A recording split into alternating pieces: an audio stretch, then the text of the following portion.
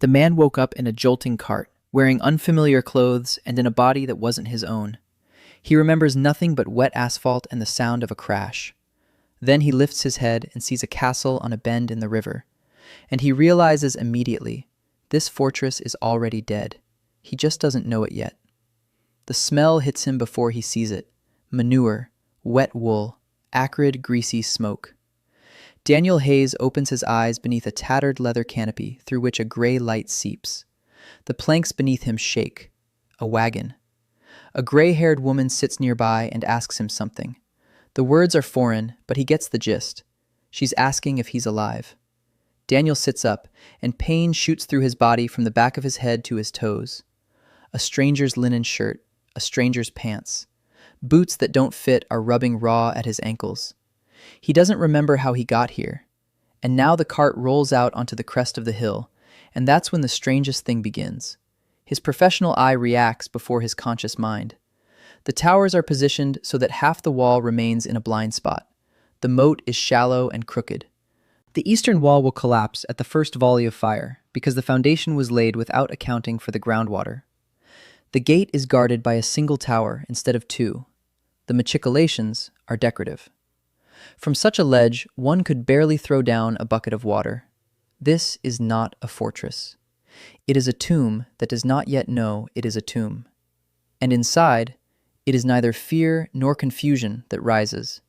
It is the cold, practical anger of a designer who sees a structurally unsound building and realizes that the people inside can still be saved.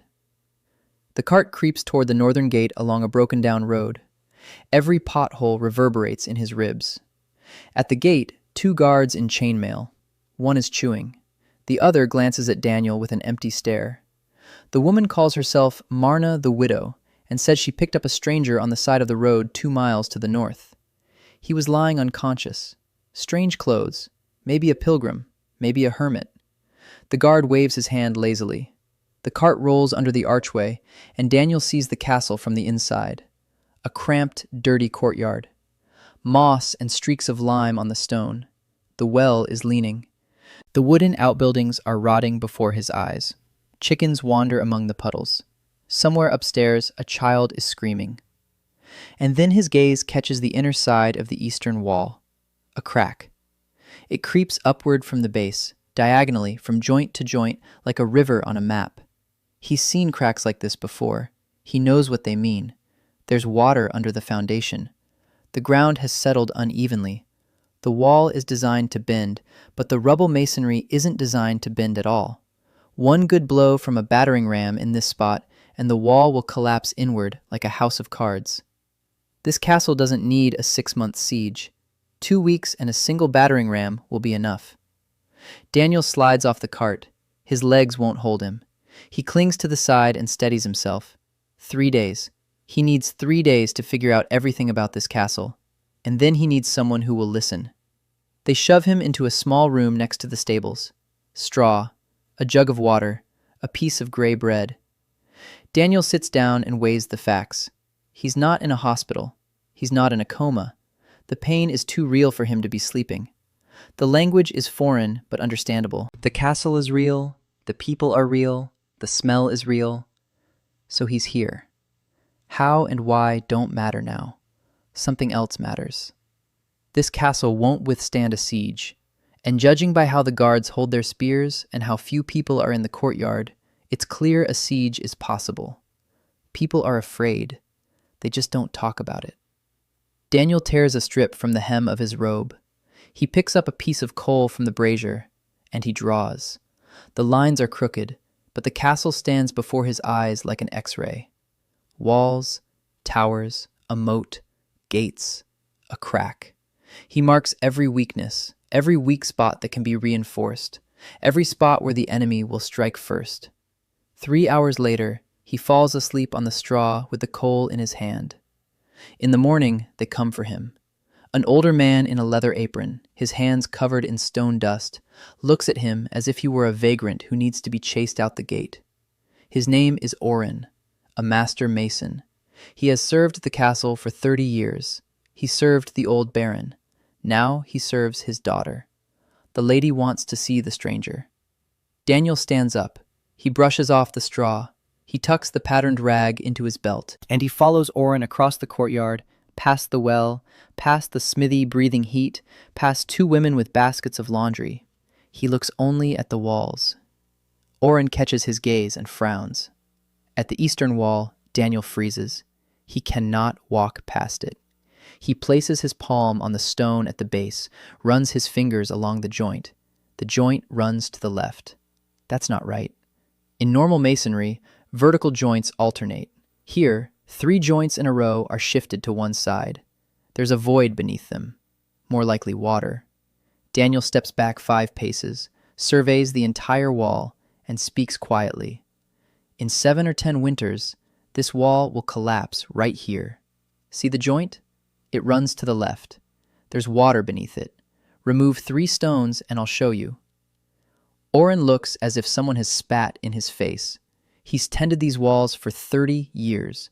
For 30 years, he's considered himself the best mason in the area. And now some upstart out of nowhere is pointing a finger at his work. But there's no arrogance or bragging in the stranger's voice. Just the dry tone of a man who simply states what he sees. Oren is silent for 10 heartbeats. Then he nods to the apprentice. The boy brings a chisel. 3 stones come loose from the masonry, and black water gushes from the wall. Thick. It reeks of swamp and rot. Oren watches and says nothing. The apprentice backs away.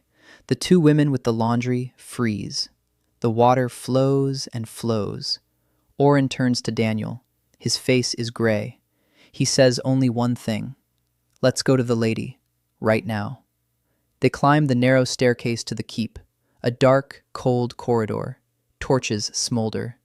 Oren's back is tense as a bowstring. Daniel counts the steps. 42. Every 3rd one is worn down. The stone is soft, limestone, a poor choice for a staircase. They enter a low-ceilinged hall where damp wood crackles in the fireplace. A young woman sits at the table. Her dark hair is pulled back. Her back is straight. Her eyes show the weariness of someone who hasn't slept properly in 6 months. Beside her stands a tall man in chainmail with his hand on the hilt of his sword. The captain of the guard. He looks at Daniel as if he were a cockroach. Oren bows. My lady, this stranger has shown me something. You need to hear this. Baroness Eileen Greyhold looks Daniel over. He is dirty, wearing someone else's clothes, coal on his hands, straw in his hair. But he stands straight and looks her in the eye without fear or fawning. She utters a single word. Speak. Daniel takes out a cloth with a drawing on it and places it on the table. Daniel spoke slowly. He pointed his finger at the lines drawn in charcoal on the fabric and explained each one as a doctor explains an X-ray. Here is the east curtain wall. The foundation sits on clay that is being washed away by groundwater. In a few years, the wall will collapse on its own. But if someone sets up a battering ram opposite this section, it will collapse in 2 days. Here is the south tower. It's round, which is good, but it stands too close to the wall. Between the tower and the curtain wall is a dead zone that can't be fired upon from either the tower or the wall. The enemy can approach there and use a battering ram or dig a tunnel, and not a single crossbowman will be able to reach them. Here's the gate. 1 flanking tower instead of 2. Any experienced commander will see this at a glance and strike right here. Here's the moat. Shallow, dirty. It hasn't been cleaned in at least 10 years. In its current state, it won't stop an assault ladder. Daniel stopped. He could see the Baroness's face. She didn't interrupt. She listened as one listens to a death sentence. The captain of the guard stood nearby, his fist clenched white on the hilt of his sword. Oren stood silently by the wall. Eileen asked how much time they had. Daniel replied that he didn't know. He'd been here for 2 days. He didn't know who was threatening the castle or with what kind of army. But judging by the state of the walls, he could say that if the enemy came with siege engines and at least 1,000 men, the castle in its current condition would hold out for 2 weeks at most. The captain of the guard, whose name was Hardek, stepped forward and said that this vagabond was wasting the lady's time, that any peasant could poke the wall and say it was old, and that he wasn't going to listen to a man who couldn't explain where he came from. Daniel looked at Hardek. Then he looked at Eileen and said, "I can fix this." The silence was so thick you could hear the damp wood crackling in the fireplace. Eileen asked what he meant. Daniel said he could rebuild the castle. Not patch it up, not prop it up, rebuild it so that the army that had been besieging the walls for 6 months would leave empty-handed. He said he needed 3 days to inspect everything and draw up a plan. After that, he would show her exactly what needed to be done. Hardek said it was madness, that a stranger wanted access to all the castle's fortifications, that he might be a spy. Eileen raised her hand, and Hardek fell silent. She looked at Daniel for a long time. Then she said, 3 days. Oren will be with you the whole time. If in 3 days you show me something worth my time, we'll talk again. If not, you'll leave." Daniel nodded. He was led out of the hall. Hardek stayed behind. Oren walked silently beside him. They stepped out into the courtyard, and Daniel immediately turned toward the south wall. 3 days, 72 hours. The work began. On the first day, he walked the entire perimeter of the castle from the outside. Oren followed him and watched. Daniel touched the stones. He picked at the joints with a nail fragment. He counted his steps along the curtain walls.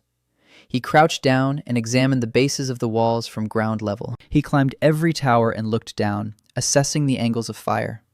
He asked Oren for a rope with a stone tied to the end. He lowered this plumb line from each tower to check for any tilt. The northwest tower was off by 2 fingers' width. Not much, but he made a note of it. Oren watched his every move and said nothing. Only when Daniel was checking the northwest tower with the plumb line did the old master lean forward slightly. He had suspected it too, but had never checked. Daniel spent the second day inside. He inspected the dungeon's cellars. He lowered himself into the well on a rope and checked the water level. He examined every vault, every passageway, every staircase. He found 3 places where rainwater was pooling in the walls and eroding the mortar.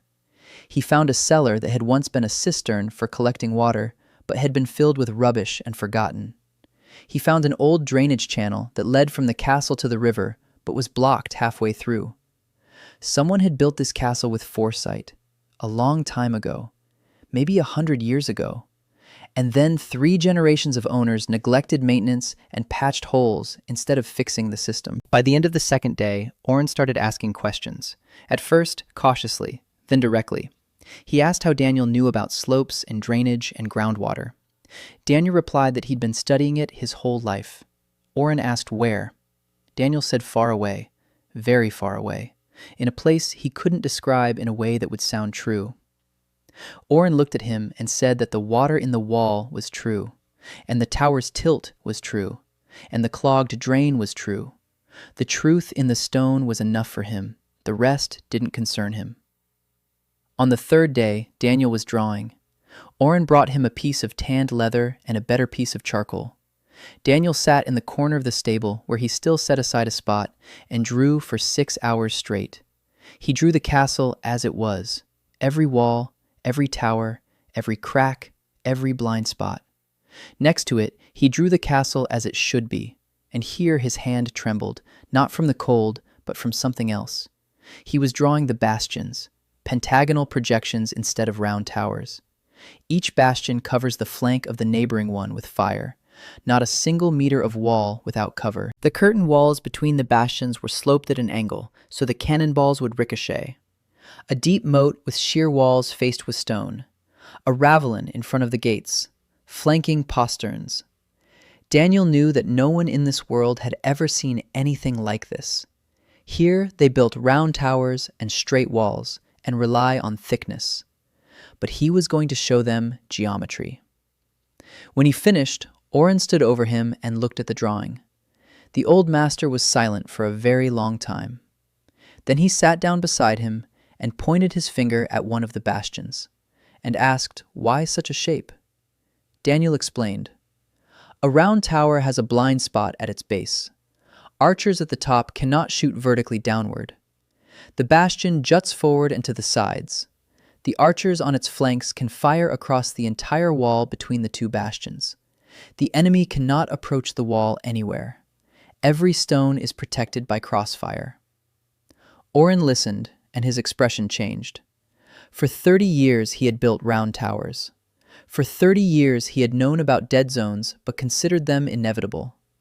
And this stranger had just shown him that nothing is inevitable. On the morning of the fourth day, Daniel stood before Eileen again. His drawing lay on the table. Hardek stood in the corner with his arms crossed over his chest. Oren stood by the door and, for the first time in 4 days, looked not like a guard, but like a witness. Daniel began to explain. He pointed out the castle's current condition and every one of its weaknesses. Then he presented the renovation plan. He gave the timeline. 1.5 years if they started now. He listed the materials. Stone from a local quarry, lime, sand, wood for formwork, iron for staples. He listed the number of workers. At least 80 men on a permanent basis. 120 during peak months. Eileen listened and asked questions. Smart questions. She asked where the money for 80 workers would come from. She asked who would plow the fields if the peasants were hauling stones. She asked what would happen if the enemy came sooner than in 1.5 years. Daniel answered every question. The money could be found by reducing the garrison by 1/3. It sounds dangerous, but the current garrison wouldn't hold the castle anyway. Better to have fewer soldiers behind stronger walls than more soldiers behind walls that will collapse. The peasants would work in shifts. 3 weeks on the construction site, 3 weeks in the fields. That's a 20% loss of the harvest. It's tough, but better than losing everything during a siege, if the enemy comes sooner. Daniel paused. Then he said, "Then we won't finish everything, but we'll finish enough. The first bastion on the east side, the new gate, the deepened moat, that'll be enough to turn 2 weeks of defense into 2 months, and 2 months is a different war." Hardek said it was all fantasy, that no castle in history had ever been rebuilt in 1.5 years, that this man was either mad or a fraud. Oren cleared his throat and said, "The water in the wall was real." Hardek turned to face him.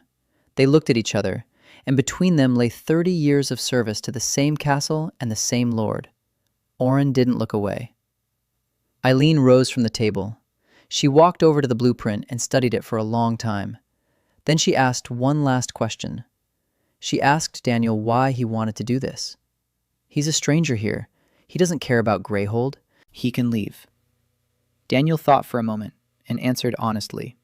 He said he didn't know where to go. He said he was a builder. It's the only thing he knows how to do. And standing before him was a building that was about to kill everyone living inside it. He couldn't just walk away. Eileen nodded and said one word. Get started. In 3 days, Daniel conducted a full inspection of the castle, discovered numerous critical issues, and prepared a renovation plan featuring a bastion system. He presented the plan to Baroness Eileen and received permission to begin work despite Captain Hardek's resistance. Oren sided with Daniel after confirming the accuracy of his observations. The first week of work was a disaster. Daniel knew it would be hard, but not this hard. He was used to construction sites with concrete mixers and cranes and foremen who read blueprints. There was none of that here. Here, there were 23 peasants who showed up for the first shift with shovels and blank stares. They didn't understand blueprints. They didn't understand why they had to tear down a wall that was still standing. They didn't understand why they had to dig when they could be laying bricks. And they didn't understand who this stranger in a dirty shirt was, waving his and saying words they didn't know. On the second day, 2 peasants left. On the third day, one of Oren's apprentices dropped a stone on another's foot, and work came to a halt for half the day. On the fourth day, it rained, and the excavation pit by the eastern curtain wall was flooded. Daniel stood knee-deep in mud and watched as 3 days' work went down the drain. He realized his mistake. He had been thinking like an architect, but he needed to think like a foreman. In his world, there is an entire system between the blueprint and the stone. Engineers, foremen, suppliers, safety protocols, schedules. Here, between the blueprint and the stone, there was only him, and he couldn't handle it. On the 5th day, Daniel went to see Oren in his workshop, a small room by the north tower, tools on the walls, the smell of stone dust. Oren was sitting at his workbench, sharpening a chisel. Daniel sat down across from him and spoke plainly. I need your help. Not your hands, your head. I know what to build. You know how to build. Without you, I'm useless. Oren sharpened the chisel and didn't look up. Then he said, I've been building walls in this castle for 30 years. My father built before me. My grandfather started this north tower. And you come along and say that all of this is wrong. Daniel replied, It's not wrong. Your grandfather built the best he could with what he knew. But the world has changed. Siege engines have become more powerful. Armies have grown larger. Tactics are different. Walls that held 50 years ago won't hold today. It's not your grandfather's fault. It's the times. Oren set down his chisel. He looked at Daniel. And for the first time in all these days, Daniel saw in his eyes not resentment or suspicion, but fear. Oren was afraid. He was afraid that the stranger was right. Because if he was right, then everything Oren had built his whole life wouldn't save these people. And that fear was more honest than any trust. Oren said, Show me. From that day on, everything changed. Oren stood between Daniel and the workers. He translated the blueprints into a language the masons and diggers could understand. Daniel drew straight lines on the parchment. Oren turned them into commands. Dig here to a depth of 4 cubits. Lay the stone like this, with the seam facing this way. Nix the mortar thicker. Place the support at an angle. The work began, slowly, painfully, but it got going. In 2 weeks, the eastern curtain wall was dismantled down to the foundation. Daniel stood at the edge of the excavation and looked down. He was right. An underground stream ran beneath the foundation. The water had been eroding the clay on which the wall had stood for decades. Another 5 years, and the wall would have collapsed on its own. Oren stood nearby and said nothing. Then he spoke. The old baron knew. He told me that the east wall creaked in the winter. I thought it was the frost, Daniel replied. Now we'll install drainage. We'll divert the water into a ditch, and we'll lay the foundation on compacted gravel. 10 layers. We'll tamp each one down. The wall will stand for 200 years. Oren shook his head and said, 200 years. His voice sounded as if he were tasting something unfamiliar. At the end of the 3rd week, the first real conflict arose. Hardek arrived at the construction site with 3 soldiers. He said the Baroness had ordered men to be assigned to the construction, but hadn't ordered the guard posts to be left unmanned. 2 guard shifts were empty because the soldiers were hauling stones. If the enemy sent out a reconnaissance patrol right now, there would be no one to sound the alarm. Daniel realized that Hardek was right. The guard posts were important. He had made a mistake in the rotation schedule, but instead of admitting it, he started explaining why the pace of work was more important. And that was his second mistake. Hardek turned and walked away. That evening, Eileen summoned Daniel. She was angry. Not loudly, quietly. She said that Hardek was her captain, and he was responsible for security right now. Not in a year and a half, but today. And if Daniel wanted to work, he had to work with Hardek, not over his head. Daniel swallowed his pride. It was hard. In his world, he was the lead engineer. People listened to him. Here, he was nobody. The next day, he went to see Hardek. The captain was sitting in the guardhouse, cleaning his sword. Daniel laid the new schedule out in front of him. He had rearranged the rotation so that no guard shift would be left empty. Work would slow down for a week. But the guards would remain. Hardek looked at the schedule, then at Daniel, and said, Next time, come to me before you start moving my people around, not after. Daniel nodded. It wasn't a truce. It was something slightly better. A month passed. The foundation pit for the first bastion was ready. The drainage was working. Water from beneath the former eastern wall flowed through a channel into the moat. They began tamping the foundation, 10 layers of rubble. Each layer was tamped down with oak logs. Monotonous, hard work. The thud of the logs echoed throughout the castle from dawn to dusk. The peasants grumbled. Their arms ached. Their backs ached. Everything ached. But the foundation pit was dry, and the foundation didn't shift. Every evening, Daniel checked the levels, a homemade level, a wooden frame with a groove holding a glass tube filled with oil and an air bubble. He explained the principle to Oren in 10 minutes. Oren built a working prototype in 3 days. The Masons Guild from the neighboring town heard about it and sent a man to take a look. The man looked. He was silent. He asked if it was for sale.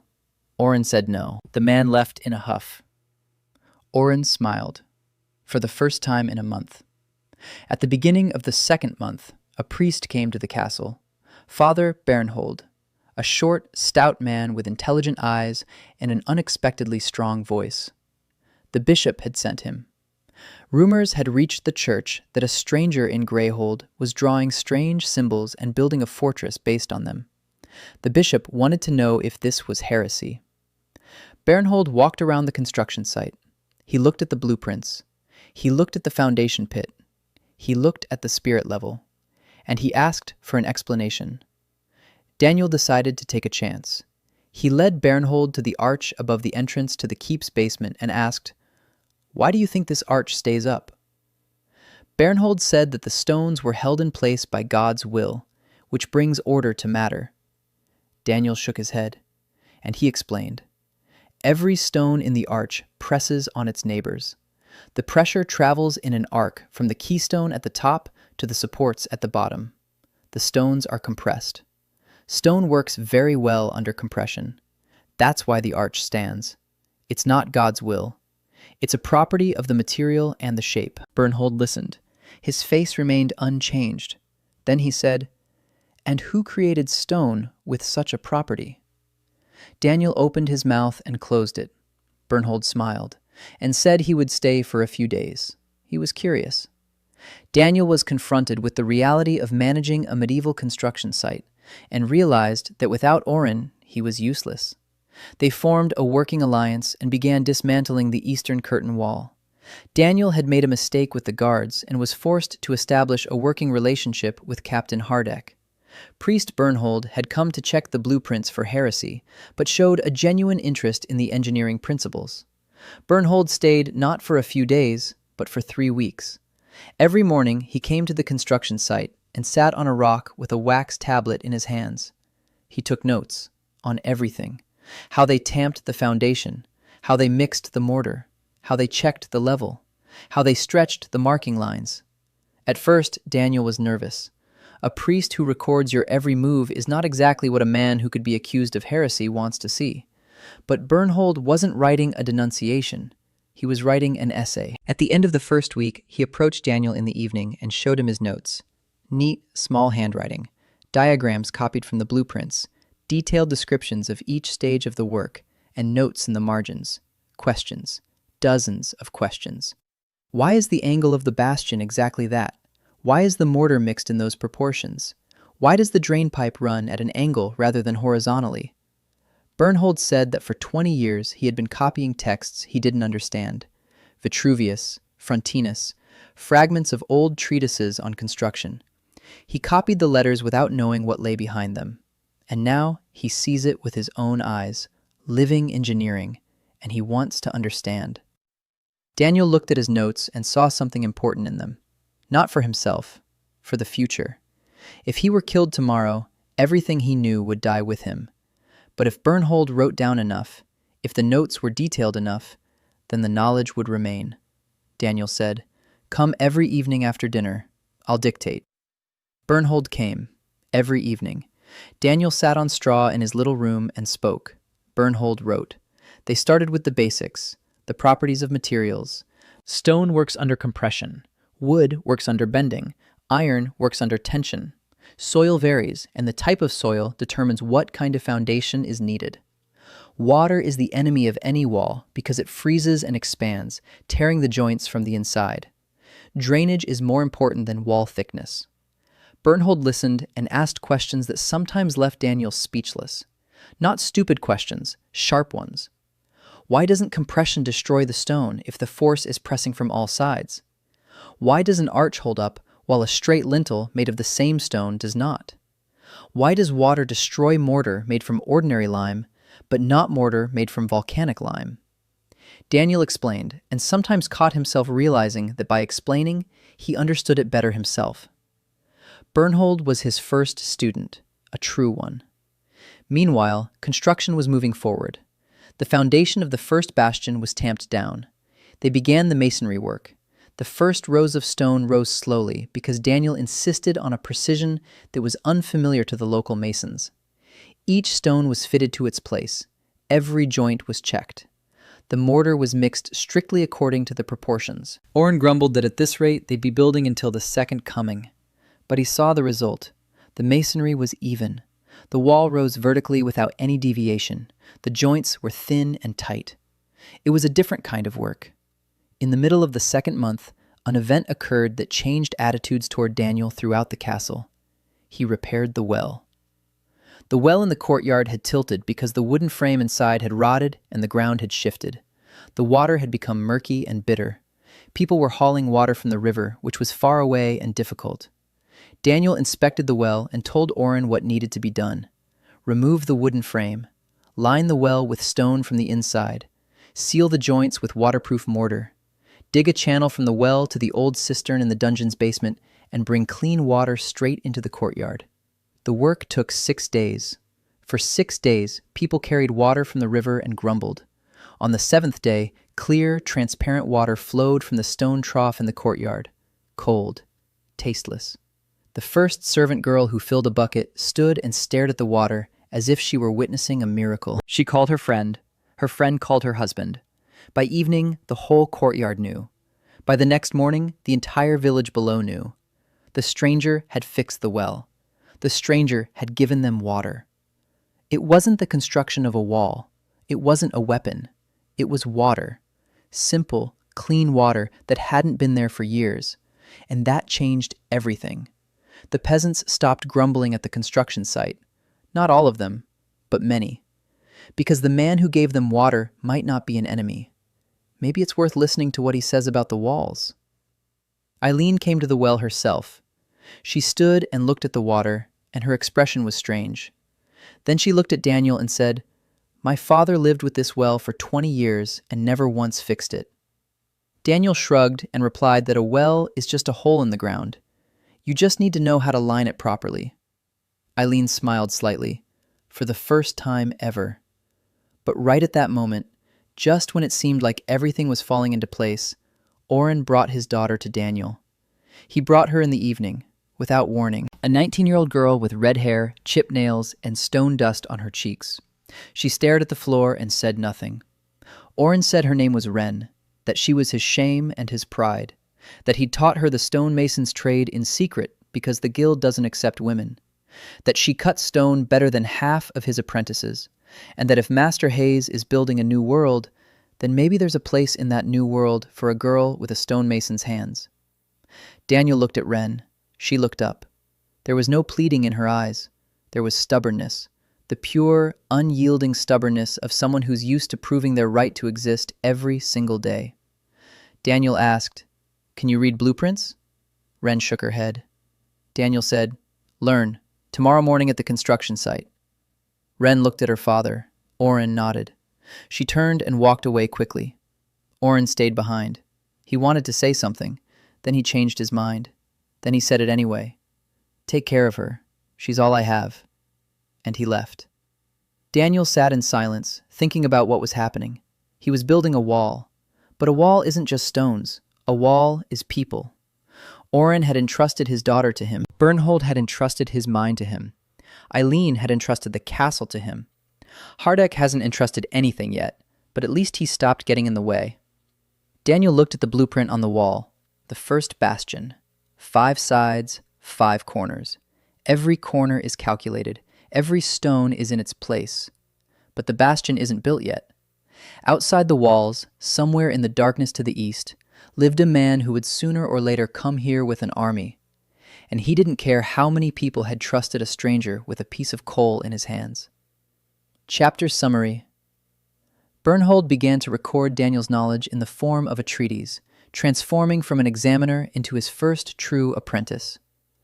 The repair of the well and the supply of clean water to the courtyard drastically changed the peasants' attitude toward the stranger.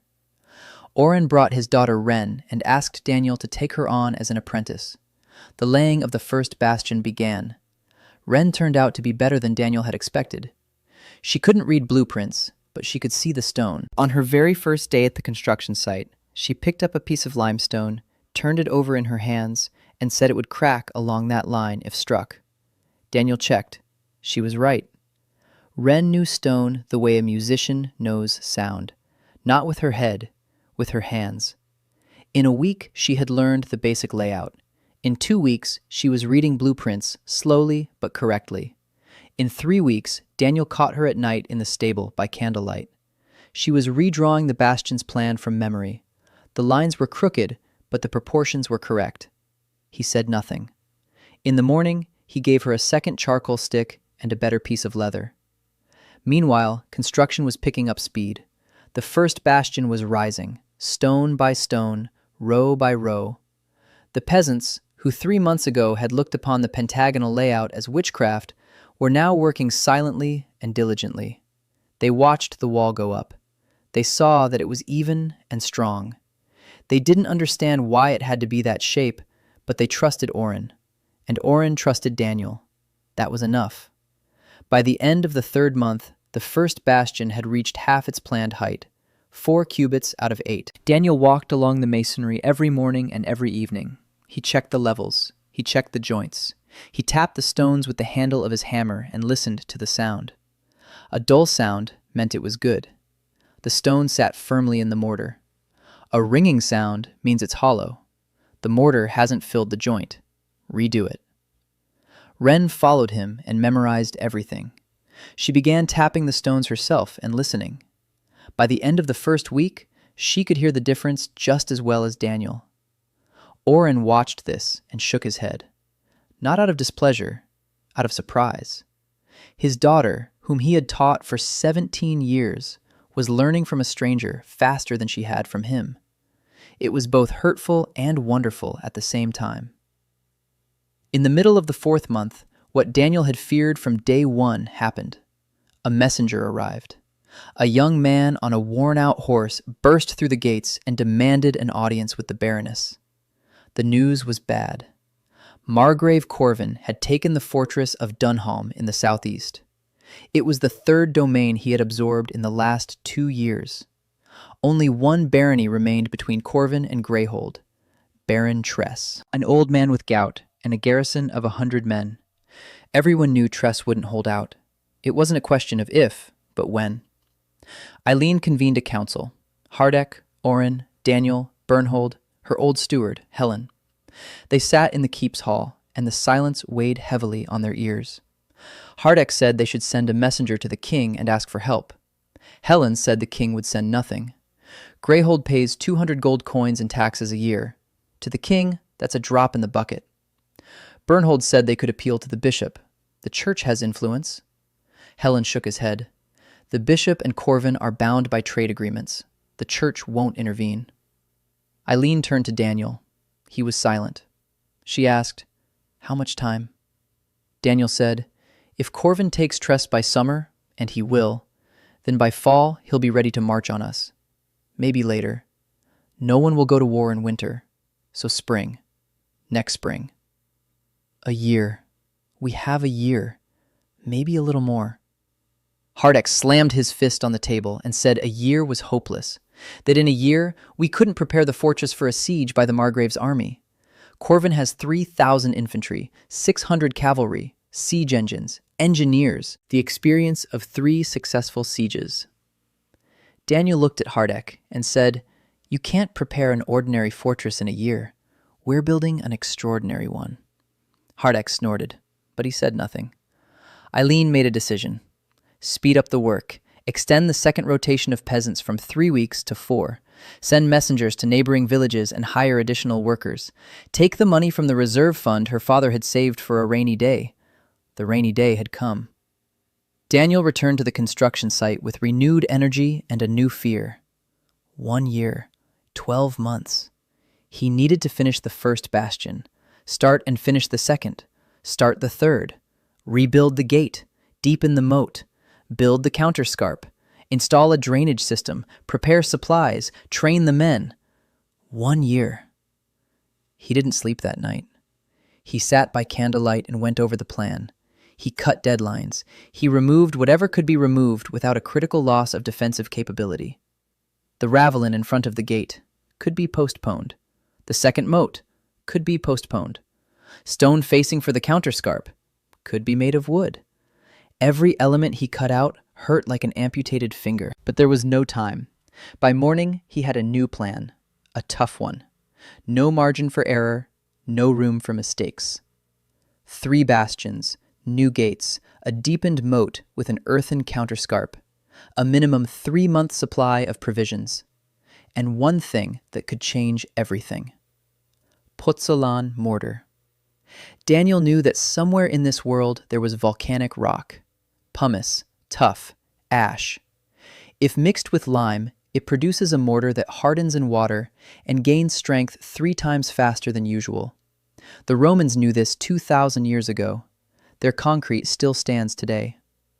He asked Oren if there was anything similar in the area. A gray, light stone full of tiny holes. Oren thought for a moment and said that in the hills to the west, a 3-hour journey away, there were outcrops of a strange rock. The locals call it rotten stone. It's light and crumbles in your hands. No one uses it. Daniel Neal asked for samples to be brought. The next day, Oren sent an apprentice with a sack of gray, crumbly rock. Daniel took a piece. He turned it over in his hands. He sniffed it. He rubbed it between his fingers.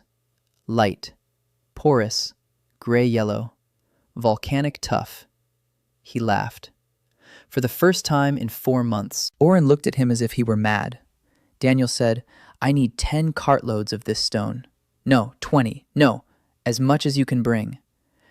He ground a handful of tuff in a stone mortar, mixed it with lime and water, molded a fist-sized brick from the mixture, and placed it in a bucket of water. Ordinary lime mortar in water gets soggy and falls apart. This brick had hardened after a day. After 2 days, Daniel tried to break it with his hands and couldn't. After 3 days, he struck it with a hammer. The brick split, but cleanly, like stone. Oren held a fragment in his hands and said nothing. He said, "That's impossible. Mortar can't be stronger than stone," Daniel replied. "It can, if you know what to mix it with." News of the rotten stone that turns mortar into stone spread throughout the construction site in a day. The masons didn't believe it until they tried it themselves. They mixed, they molded, they waited, they broke it, and they fell silent, one by one. Ren was the first to realize what this meant. She walked up to Daniel and said quietly, "Now we can build faster. Twice as fast, because we don't have to wait a week for the mortar to set." Daniel nodded. But he said, "Not twice as fast, 1.5 times faster. The mortar still needs time. But yes, this changes everything." The Pozzolan mortar was a game changer. With it, the walls went up noticeably faster. With it, they could lay stone in wet weather. With it, gained strength in days rather than weeks. Daniel recalculated the plan again. With the new mortar, 3 bastions in a year became a reality. Not comfortable, not with a margin to spare, but realistic. By the end of the 4th month, Ren had finished her first independent section of masonry. 3 courses of stone on the western flank of the first bastion. Daniel checked it. The level was perfect. The joints were tight. The stones were fitted with a precision that would make an experienced master envious. He called for Oren. The old man looked. He felt the masonry. He ran his finger along the joint and said to his daughter, "Good work." 2 words.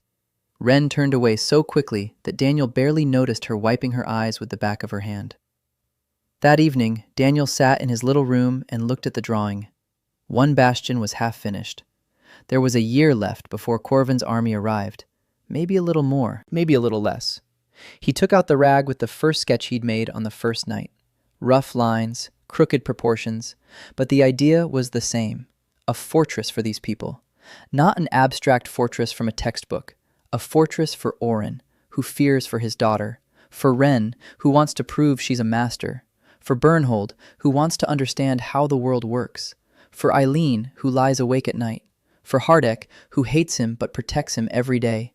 For the cook who brings him bread to the construction site. For the little boy who runs over every morning to watch the wall grow. Daniel put the rag back in its place. Tomorrow at dawn, he'd head to the construction. The stones won't lay themselves. Ren quickly grew into a capable apprentice with a natural feel for stone. A messenger brought news of Dunholm's fall, and it became clear that Corvin would reach Greyhold in about a year. Daniel discovered deposits of volcanic tuff in the hills and created a pozzolana mortar that drastically accelerated the pace of construction. Ren completed her first independent section of masonry and received her father's approval. The 5th month began with rain. For 3 weeks straight, water poured from the sky without stopping. The construction site turned into a swamp. Carts loaded with stone got stuck on the approach to the castle. The mortar got wet in the vats. The workers wrapped themselves in burlap and cursed under their breath. But the work didn't stop. The puzzolana mortar held. Where ordinary lime would have turned to mush, the new mortar set even in the rain. Slower than in dry weather, but it set. Daniel stood on the top row of the first bastion and looked down. 6 cubits out of 8. 2 more rows and the bastion would reach its designed height. The wall around it was different, unlike anything else in this world. A pentagonal projection with a sharp angle pointing outward. 2 flanks sloping back toward the curtain wall.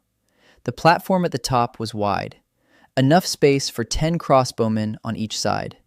And from each flank, the entire wall is within range of the adjacent bastion. There are no blind spots, not a single one. Oren climbed up after him.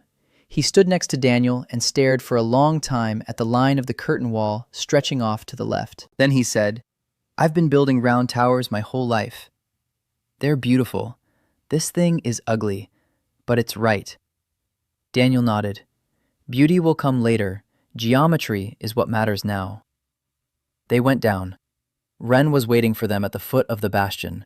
She stood with wet hair plastered to her forehead, holding a charcoal stick and a piece of leather in her hands.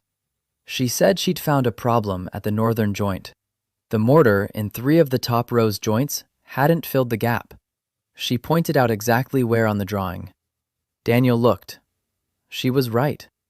3 joints in the area where rainwater would run straight down the wall. In 5 years, deterioration would begin there. He told them to redo it. Ren nodded and left. Oren watched her go, and on his face was an expression Daniel had never seen on him before. Pride without reservation. In the 6th week of the 5th month, what Daniel had been expecting, but hoping would happen later, finally occurred. A spy. Soon Ali had brought him in. She had appeared in Greyhold a month earlier with a caravan of spices from the eastern lands. A small shop on the market square outside the castle walls. A sharp gaze. Quick hands at the abacus, an accent the locals couldn't place. Soon came to Daniel in the evening, without knocking. She simply walked into his little room and sat down on the only chair. Daniel looked up from his drawings. She said that among the new workers hired from the neighboring village, there was a man who wasn't working. He pretended to be working, carrying stones, carries water. But every evening he walks out the gate and returns 2 hours later, and his hands are too soft for a peasant. Daniel asked how she knew. Sun-Ah smiled. She said that in her past life in the East, she had learned to look at people's hands before their faces. Hands don't lie. Faces always lie. Daniel went to Hardek. The captain listened and, for the first time, looked at Daniel without contempt. He said he would check it out himself.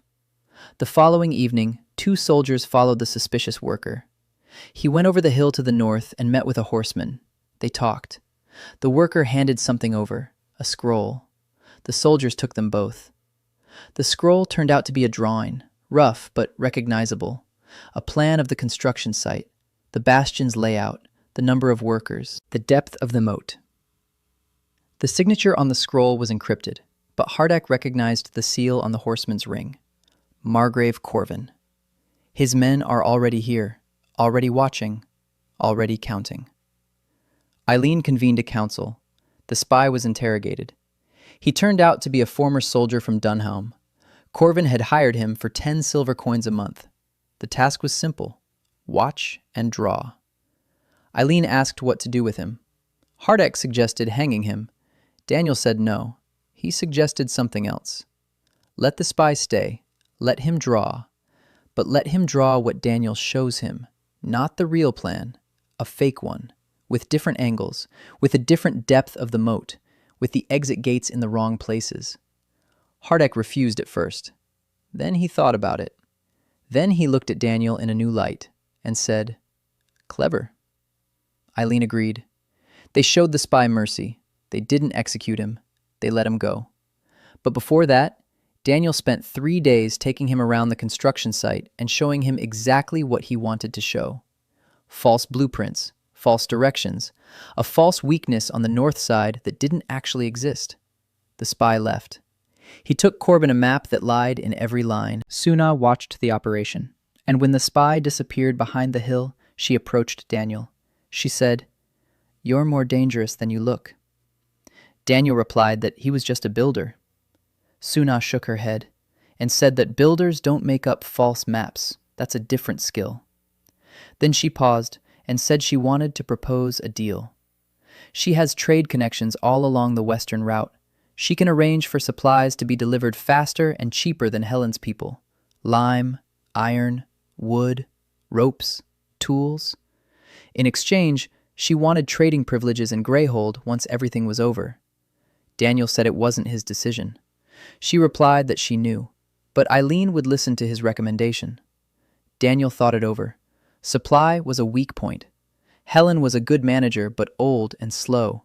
Deliveries were late. The quality of the materials fluctuated. The lime was sometimes too rich, sometimes too thin. The iron staples were of varying sizes. Daniel went to Eileen and introduced Suna.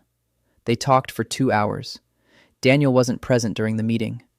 When Suna came out of the room, her face was inscrutable. But she said one word to Daniel as she passed by. It was settled. A week later, the deliveries changed. The lime arrived on time and was of the right quality. The iron cost a third less.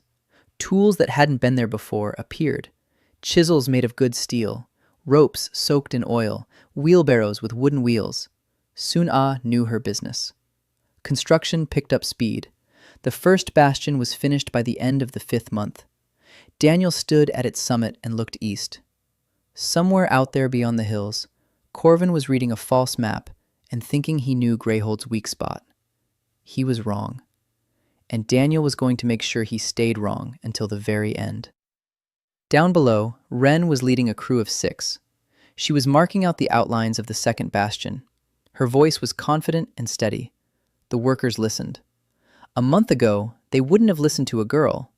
But a month ago, this girl didn't have the bastion she was helping to build behind her. Stone confers authority. Stone doesn't lie. The first bastion is complete. Ka Sun-Ari exposed Corvin's spy among the workers.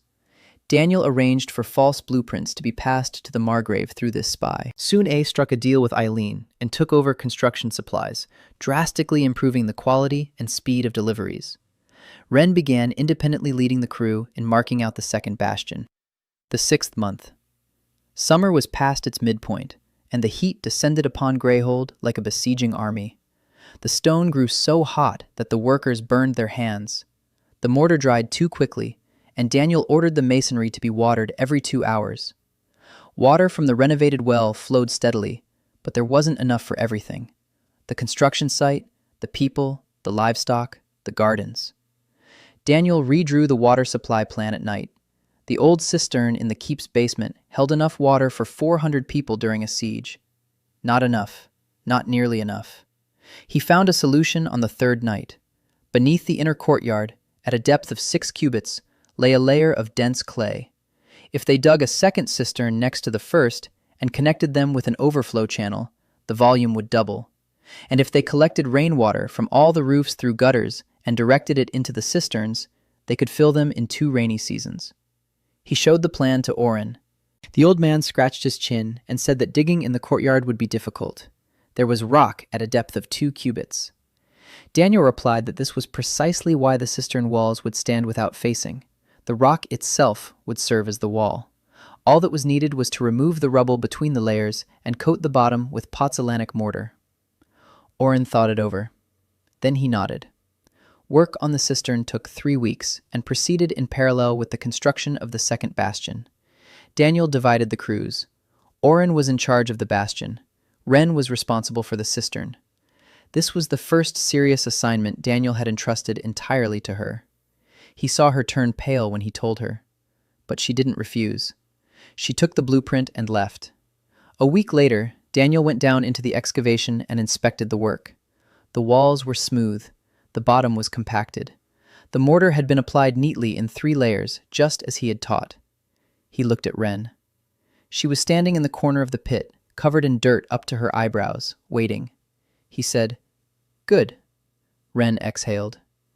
In the middle of the 6th month, Sister Moraine arrived. She rode in on a mule, accompanied by a silent novice, a tall woman in the nun's habit with calm gray eyes and slender fingers stained with ink.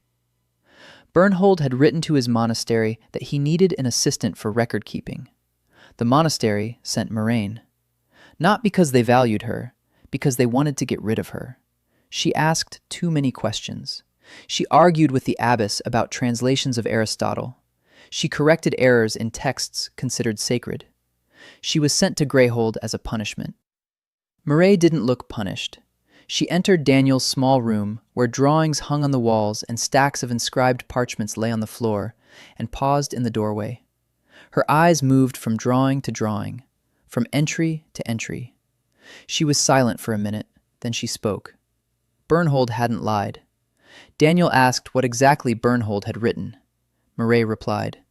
He wrote that there is a man in Greyhold who knows more than Vitruvius and explains things more clearly than Boethius, and that he needs someone who could turn words into text that would outlive the author. Daniel looked at her, then at the stack of Bernhold's notes. The priest had tried, but his notes were chaotic. Fragments of lectures, bits of formulas, descriptions of technologies mixed with theological reflections.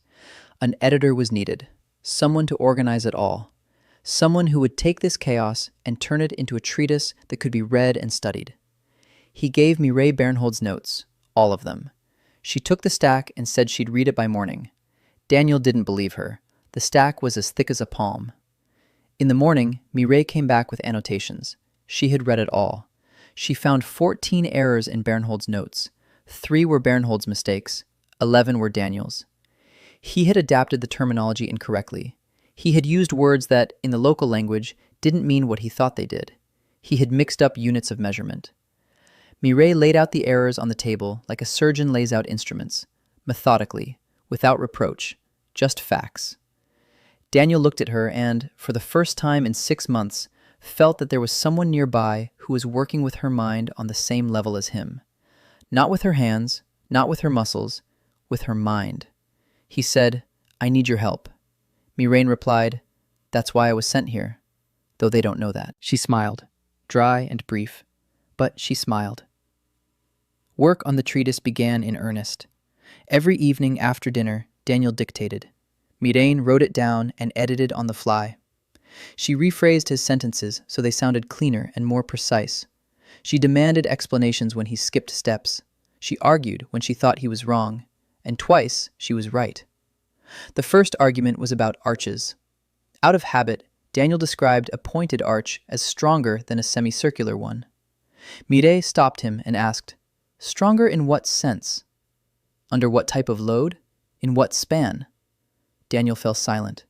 Then he said, "You're right. It depends on the conditions." Mireille nodded and said, "You write like a barbarian, but you think like an angel." Daniel laughed and said, "Sister, that's almost a compliment."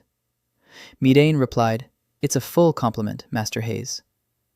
Bernhold sat in the corner and smiled into his beard. Meanwhile, the construction site wasn't waiting. The second bastion was rising quickly. Pozzola. The new mortar and the experience gained on the first bastion were paying off. The workers knew what to do. Ren knew how to inspect. Oren knew how to command. Daniel didn't need to stand over every stone. He could think ahead. The 7th month brought news. Baron Tress had sent a messenger. He was asking for help. Corvin had approached the borders of his lands and set up camp a day's journey from his castle. The siege would begin any day now.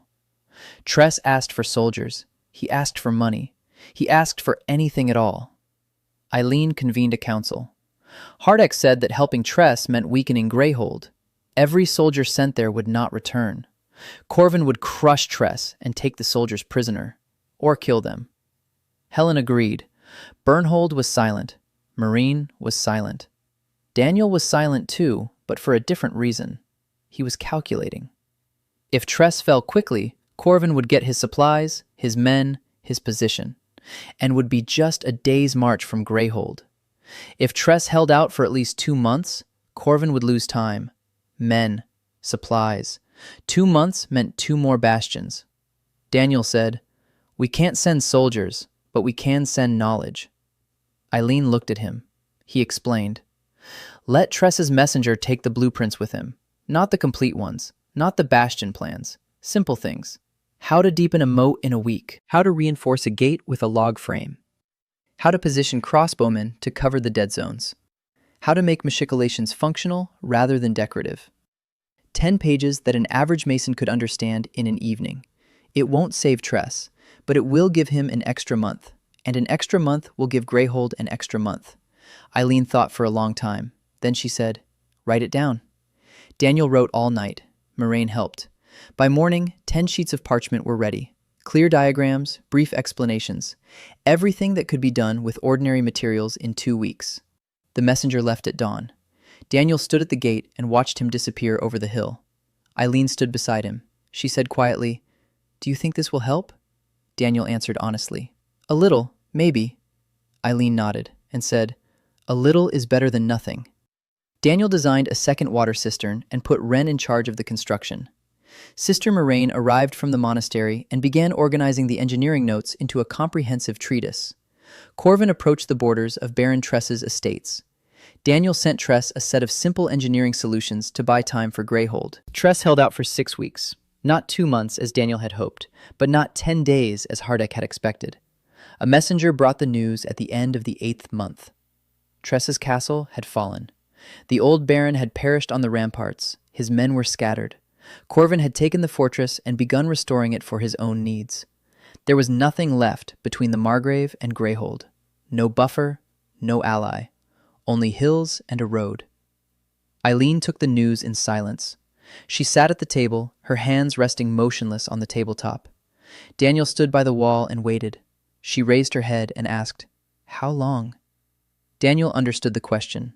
He answered, "If Corvin marches in the spring, and he will, it's a 4-day march from Tress to us. He needs time to gather his troops after the siege, to replenish his supplies, to rest. He won't go in the winter, so spring, 8 months, maybe 9. Eileen closed her eyes for a moment. Then she opened them and said, 8 months. Do what needs to be done." Daniel left the hall and went straight to the construction site. The second bastion was halfway up. The third was marked out, but not yet started. The gate was old. The moat was deepened only on the eastern side. 8 months. He gathered everyone. Orena, Wren, the foreman, Hardek, Sun-Ah. They stood in a semicircle on the trampled ground in front of the first bastion. Daniel spoke briefly. "Tress has fallen. Corvin is 4 days away. We have half the time we expected. The plan is changing. Finish the second bastion in 3 months. Start the third one simultaneously with 2 brigades.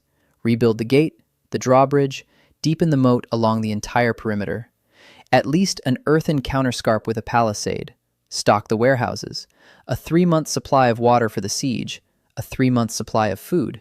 A supply of arrows. A supply of stones for throwing. A supply of firewood. A supply of everything." Oren asked where to find people to do all this at once. Daniel replied, "Hire more." Sun-Ah said the money was running out. Helen confirmed it. Greyhold's treasury isn't bottomless. 4 months of construction had eaten up more than half the reserve. Daniel looked at Sun-Ah and asked, "Alone?" She raised an eyebrow.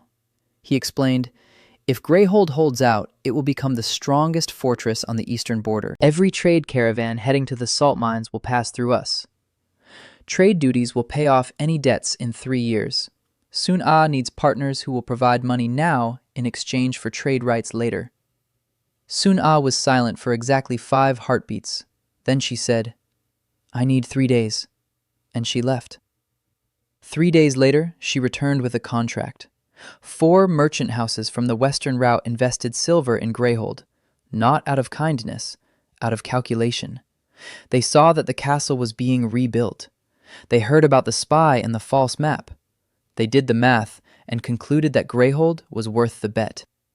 Aileen signed the contract. The money arrived. Work got into full swing. Now there were 140 people on the construction site. 3 crews, 2 shifts. Daniel divided the day. From dawn until noon, the first shift. From noon until sunset, the second. Stone was delivered non-stop.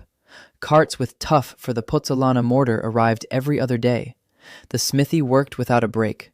They were forging staples, wedges, and hinges for the new gates. Carpenters were building scaffolding and formwork. Daniel ran between the work sites like a harried horse. He had lost weight. Dark circles had settled under his eyes. His shirt hung on him like a sack. But he didn't stop.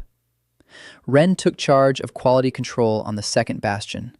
She walked along the masonry with a hammer and tapped each stone. A dull thud meant it was good. A ringing sound meant it had to be redone. The workers were afraid of her. She didn't yell, she just stood there and waited for them to redo it. And that was worse than shouting. Oren was in charge of the third bastion. He was slower than Wren, but more precise. Every stone fit perfectly. Oren worked as if he were building his own tombstone, with absolute precision and absolute attention. Bernhold and Moraine continued working on the treatise, but now Bernhold was doing something else as well. He was preaching.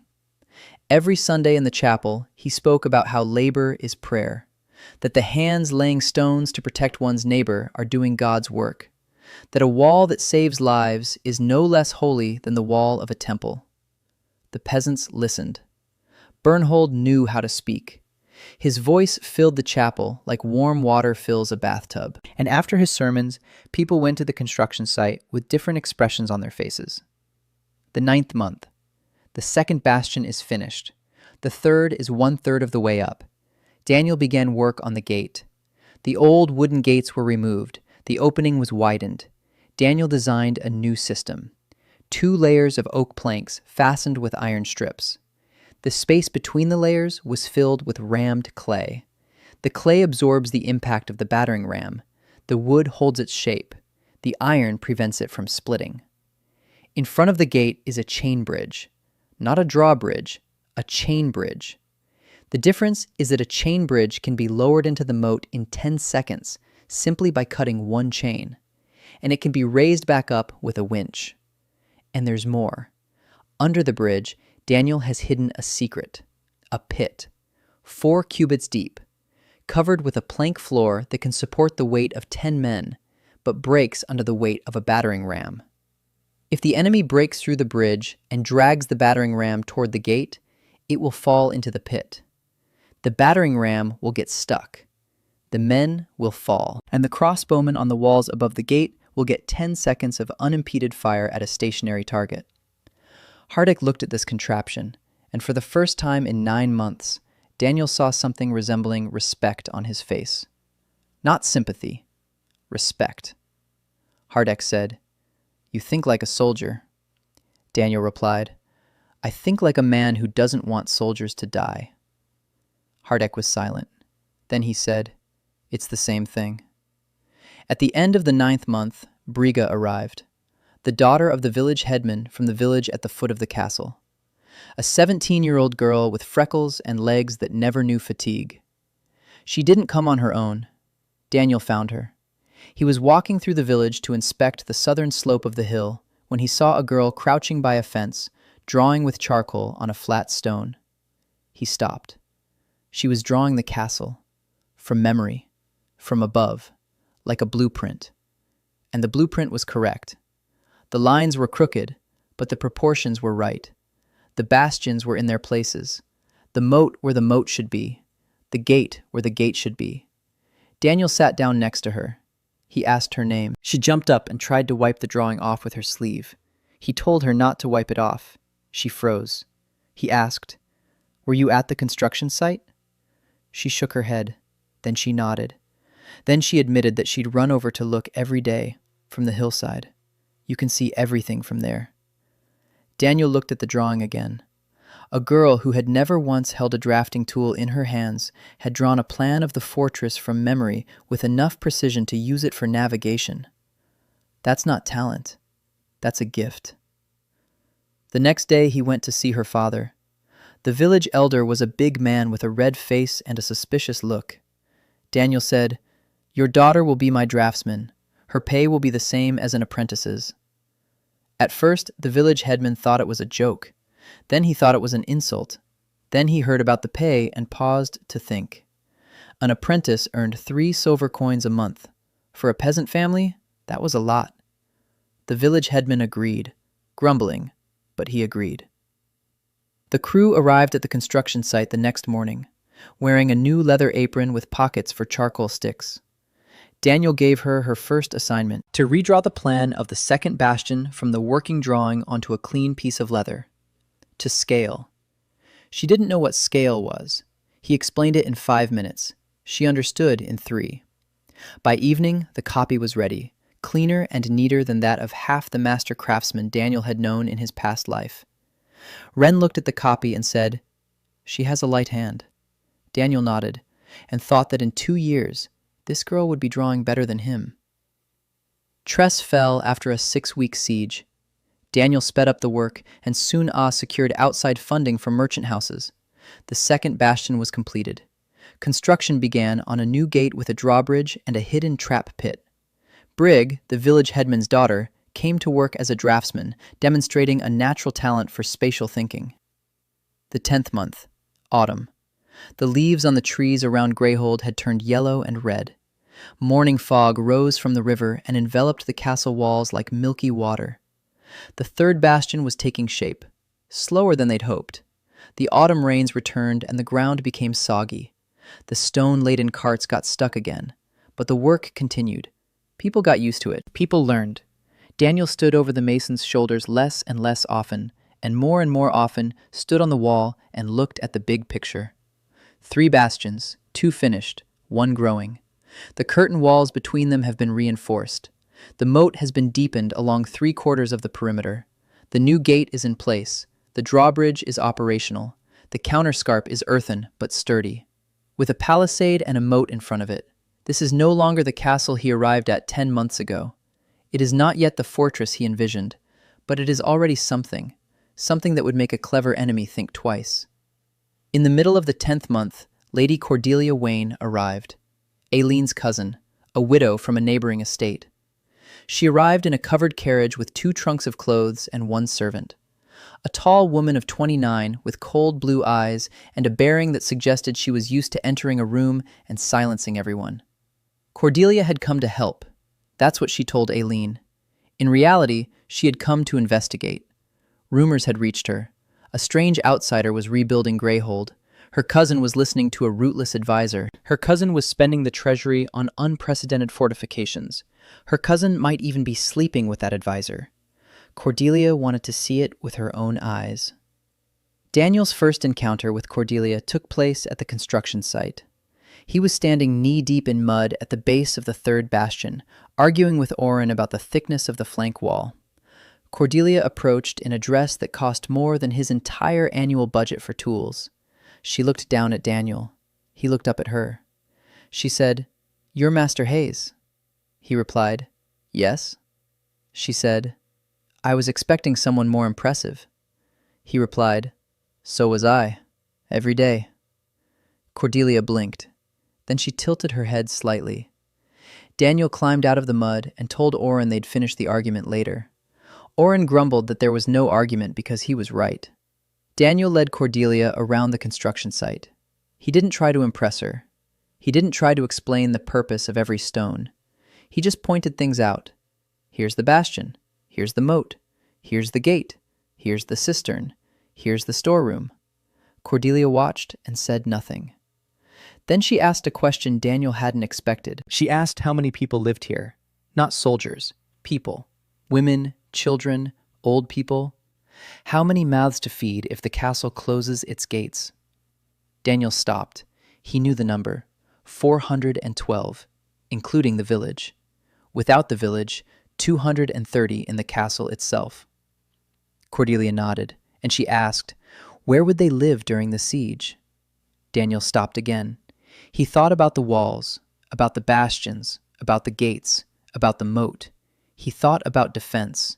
He hadn't thought about where 400 people would eat and sleep and do laundry and treat the wounded and bury the dead. Cordelia saw it on his face, and she said, "You are a brilliant engineer, Master Hayes, but you have forgotten that a fortress is not just walls. A fortress is a city.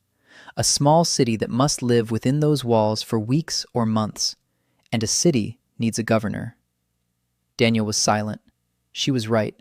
Absolutely right. He had designed the defenses. He hadn't designed life within the defenses.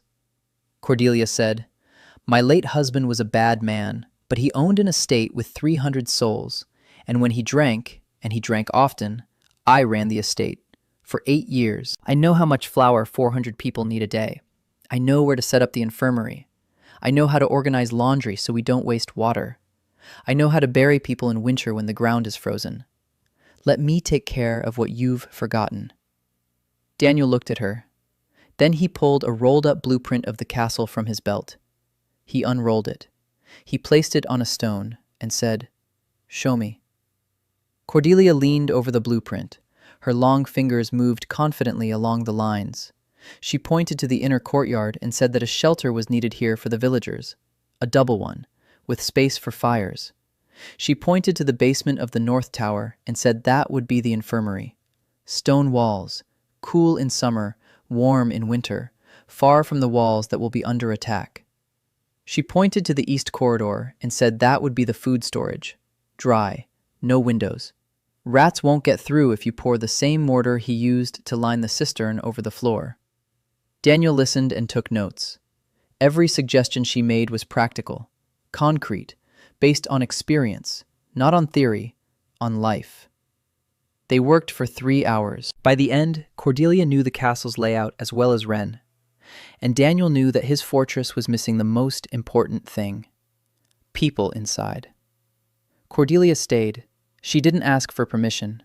She wrote Eileen a list of what needed to be bought before winter: flour, salt, salted meat, dried apples, honey, vinegar, cloth for bandages, firewood, lots of firewood, hay for the livestock, medicinal herbs. Eileen read the list and looked at her cousin and said, "You're staying." Cordelia replied, "I've already stayed." The 11th month brought the first snow and the first assassination attempt. The snow was expected. The attempt was not. Daniel was returning from inspecting the southern slope. The short winter day was already drawing to a close. The trail ran along the edge of the forest. One of Hardek's soldiers was walking with him. An arrow flew silently from the trees. The soldier fell, an arrow in his neck. He was dead before he touched the ground. Daniel stood and looked at him, unable to move. A second arrow struck a rock at his feet. He fell, not from the wound, from instinct. Face in the snow, hands on the back of his head. A third arrow flew over his back. He heard footsteps in the woods, quick, light. Someone was running toward him. Daniel stood up and ran, not toward the castle, down the slope, toward the village, toward people. He ran, his feet slipping on the wet snow, and he fell and got up and ran again. A branch snapped behind him, close. He turned and saw a man in a dark cloak with a short sword. His face was covered with cloth. His eyes were calm. Professional. A hired killer. Daniel realized he couldn't escape. The killer was faster and closer. He stopped, raised his hands, and screamed, as loud as he could. The sound echoed down the slope toward the village. The killer sped up. 10 steps. 8. 6. 2 men with pitchforks ran out from behind the houses below. Then another. The assassin stopped. He looked at the village. He looked at Daniel. and vanished into the forest as quietly as he had appeared. Daniel stood there, shaking, not from the cold, from the fact that half a minute ago he had been dead. They brought him to the castle. Hardek personally examined the soldier's body. The arrow was from a crossbow, a short bolt with a serrated tip, the work of a professional. Hardek looked at Daniel and said, "From this day forward, you do not leave the walls without 2 of my men." Daniel didn't argue. Eileen came to him that evening. She stood in the doorway of his little room and looked at him. He was sitting on the straw, still shaking. She came in and sat down beside him, silently. They sat in silence until the candle burned out. Then she stood up and said, "We need you alive, Master Hayes. Please." And she left. Daniel didn't sleep all night. He stared into the darkness and thought about how Corvin was serious. Not just serious. He's willing to spend money on assassins before the siege even begins. That means he's afraid. He's afraid of what Daniel is building. And if the enemy is afraid, that means the walls are working. Cordelia Wayne arrived at Greyhold and pointed out a critical flaw in Daniel's plans. He had thought about the walls, but not about the lives of the people inside them. Cordelia took charge of organizing life inside the fortress during the siege. Corvin's hired assassin tried to kill Daniel. A guard soldier was killed. Daniel survived thanks to the villagers. Hardek assigned him a permanent guard. Winter had set in. Construction slowed, but did not stop. The frost made working with mortar more difficult. Daniel ordered the fresh masonry to be covered with straw and burlap. He had braziers set up at the base of the walls so the mortar wouldn't freeze before setting. They worked fewer hours. The daylight was short. But they worked. They got the 3rd bastion up to 2/3 of its height before the real frosts hit. Daniel used the downtime for something else. He was designing a defense system. Not walls. People. Where the crossbowmen should stand. How to move between the bastions under cover. Where to station the reserves. How to relay signals from one section to another. He devised a system of ropes. Simple. Rough. But effective. From each bastion, a rope ran to the command room in the keep. At the end of the rope was a bell. 1 ring meant all was quiet. 2 meant an attack on my sector. 3 meant a breach. A continuous ringing meant reinforcements were needed immediately. Hardek listened to the explanation, and his expression changed. He was used to a system where the captain stood on the wall and shouted orders. Daniel was proposing a system where the captain sat in a room and knew everything happening on all the walls at the same time. Hardek asked, "You want me to command without seeing the battlefield?" Daniel replied, "You'll see the battlefield better than from any single wall, because from one wall you can see only one side. From the command room you can see all 4, through the ropes and through the men." Hardek thought about it for 3 days. Then he came to Daniel and said, "Show me how this works." They held drills, without an enemy. They just ran along the walls and tugged on the ropes. The first time was a mess. The signals got mixed up, people ran the wrong way, the bells rang all at once, and Hardek growled with rage in the command room. The second time was better. The third time, Hardek nodded and said, "It works." Not perfect, but it works. Daniel said it would be perfect by spring. Hardek looked at him, and for the first time he said, "Master Hayes." No longer a drifter, no longer an outsider. Master. Daniel noticed. Winter brought another event. The night before the 3rd bastion was laid, frosty, clear. The stars were so bright you could read by them. Daniel stood alone on the construction site. He held a charcoal line in his hands. He was marking out the final lines. In the morning, the workers would come here and begin laying the stone. But now it was night, and he was alone. Footsteps behind him. He turned around. Oren. The old man was carrying a flask of warm wine. He said nothing, he just held it out. Daniel took a sip. The wine was sour and hot and burned his throat. They stood in silence. Then more footsteps. Eileen. She had come wearing a cloak over her nightgown. Her hair was loose. Her face was pale from the cold. She walked over and stood next to Daniel. She didn't say a word. She just stood there and looked at the markings. at the lines in the snow that would turn to stone by morning. More footsteps. Ren. She crouched down and silently began to help pull the string tight. Her fingers were red from the cold. She breathed on them and took hold of the string again. Bernhold came with a lantern. He pulled a scroll from his belt and began to read aloud. The Mason's Prayer. He had written it himself. The words were simple, about hands that lay stone to protect those they love, about walls that stand not because the stone is strong, but because the intent is pure, about a foundation that begins not in the earth, but in the heart. Moraine stood behind him and listened. Her gray eyes shone in the lantern light. Sun-Ah arrived silently, as always. She held a bundle in her hands. Warm bread with spices Daniel didn't recognize. Spicy and sweet at the same time. She handed out the bread to everyone and stood slightly to the side, folding her arms. Brigada brought her father. The village elder stood with his head uncovered and looked at the castle as if he were seeing it for the first time. Perhaps he was seeing it for the first time. Not the stones, the castle. Cordelia was the last to arrive, in a full evening gown, because she didn't know any other way. She stopped at the edge of the clearing and said, "I don't understand what you're doing, but I want to be here when it happens." Daniel stood there looking at them, at each one. Oren with a flask, Eileen in her nightgown, Ren crouched with a thread in his hands, Bernhold in prayer, Moraine with shining eyes, Sun-Ah with bread, Brigga with her father, Cordelia in her dress.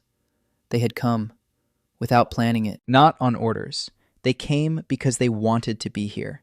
And for the first time since he'd opened his eyes in the wagon on the broken road, Daniel understood. He was home. Not in the castle, not in the fortress, among these people. This was his home.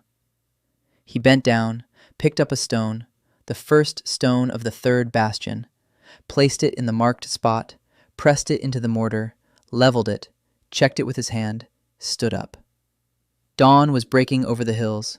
A pink light crept across the snow and the walls and the faces of the people standing around him. Daniel said, "Now we're building." The 12th month. Winter was receding. The days were getting longer. The sun was warming a little more. The snow was melting. And with every day closer to spring, Daniel felt time tightening. The third bastion was finished by early March. Ren placed the last stone on the top row. Daniel stood below and watched. Oren stood nearby. When Ren stood up straight at the top of the wall and raised her hand, Oren turned away. Daniel didn't look at his face. It was personal.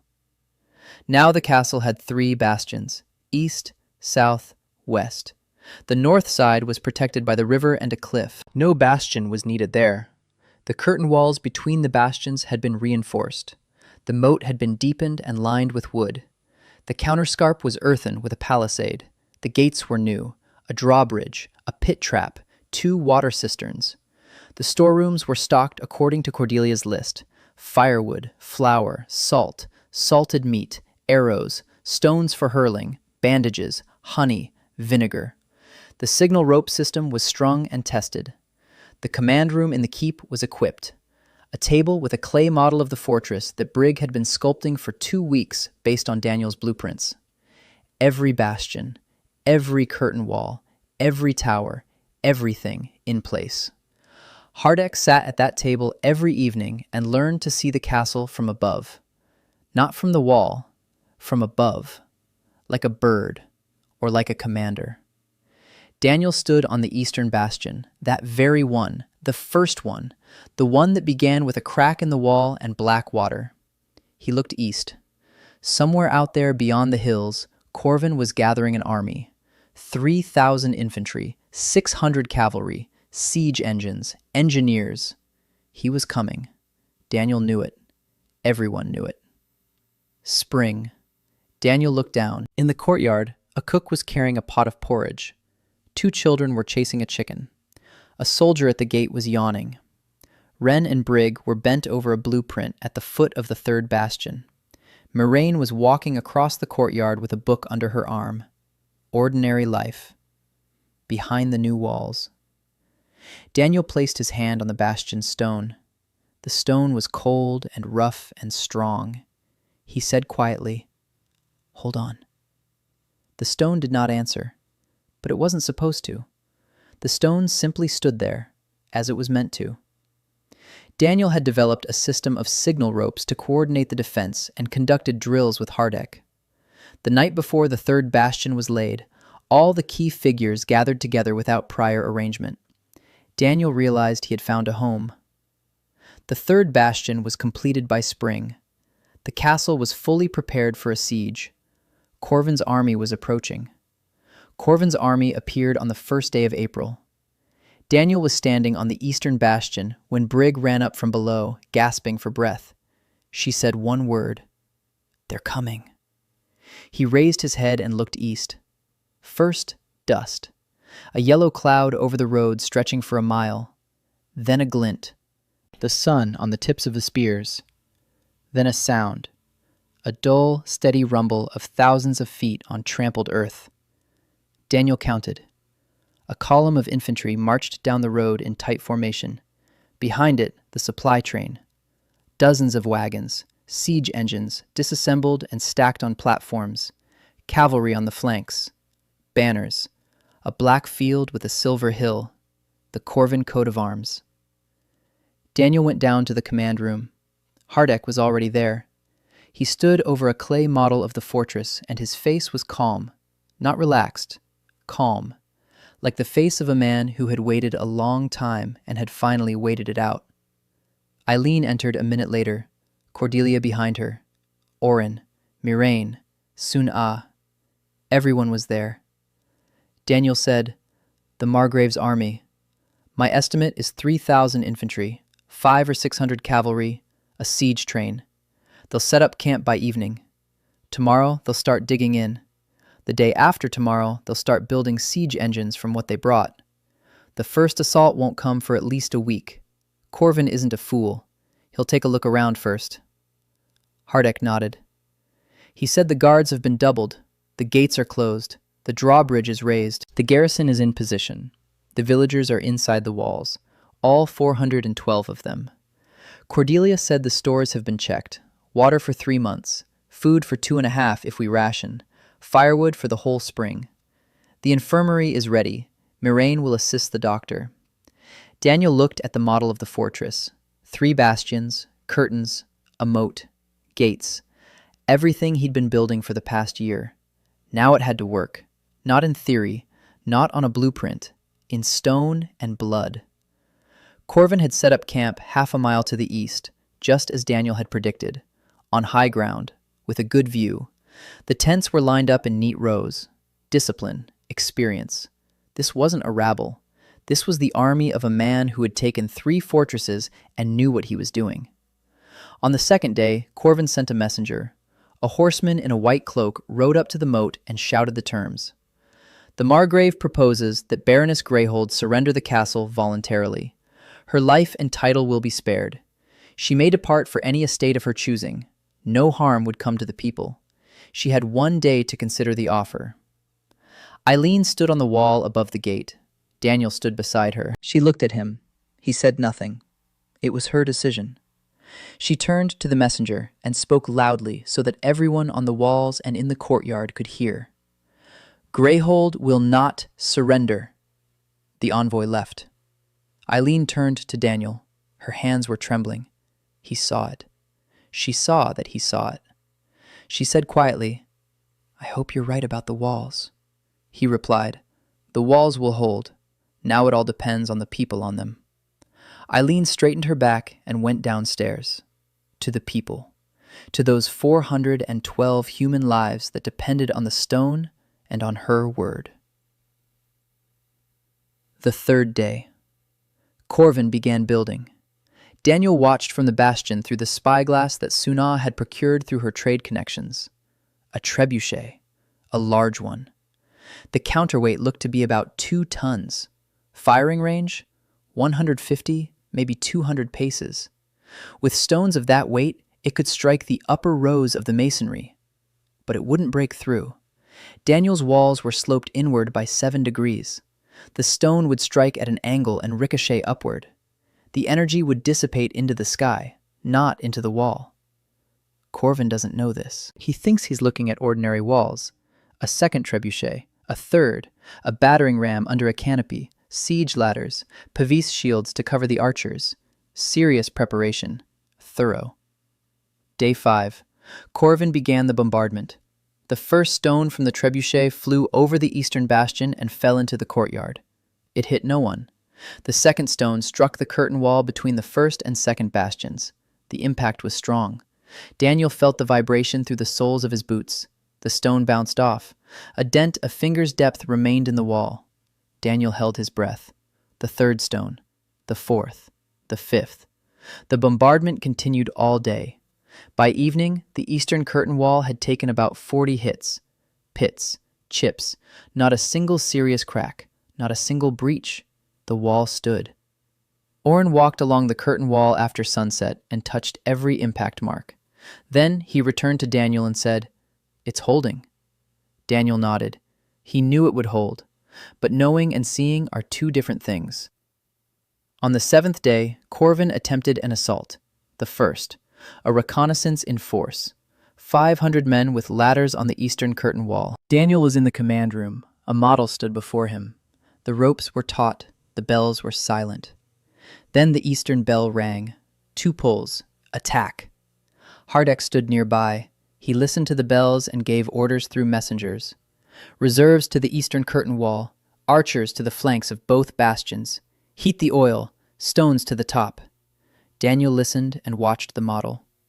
The enemy was advancing toward the curtain wall between the first and second bastions, right where the spy's fake map had marked a weakness, which wasn't there. 500 men ran up to the moat. They climbed down. The moat was deep. The walls were sheer, lined with wood, wet. People slipped and fell. Fire opened from the bastions. Crossbow bolts flew in a crisscross pattern. From the first bastion, they fired at the flank. From the second bastion, they fired at the flank. There was no dead zone. Every man in the moat was in the line of fire. The assault stalled within 20 minutes. The men in the moat realized the ladders didn't reach the top of the wall.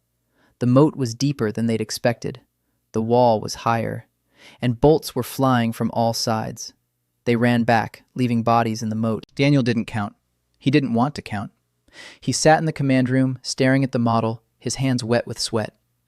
Hardek stood beside him, his face stony.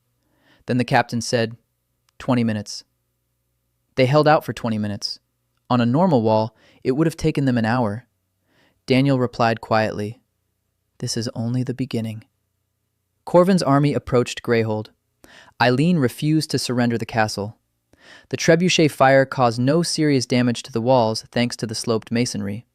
The first assault failed in 20 minutes. Crossfire from the bastions and the deep moat did their job. The false map led the enemy to a place where there were no weaknesses. After the failure of the first assault, Corvin switched to a siege. A patient one, a methodical one. He surrounded Greyhold on all sides, cut off the road to the west, set up outposts on all the trails. Not a single cart could enter or leave. This was expected. Daniel had prepared for it. Supplies were sufficient. But a siege weighs not only with hunger, it weighs with anticipation. On the 10th day, the bombardment resumed. Now Corvin was striking not the walls, but the inner courtyard. Over the walls. In a high arc. Stones fell from the sky. One shattered the cart. Another killed a chicken.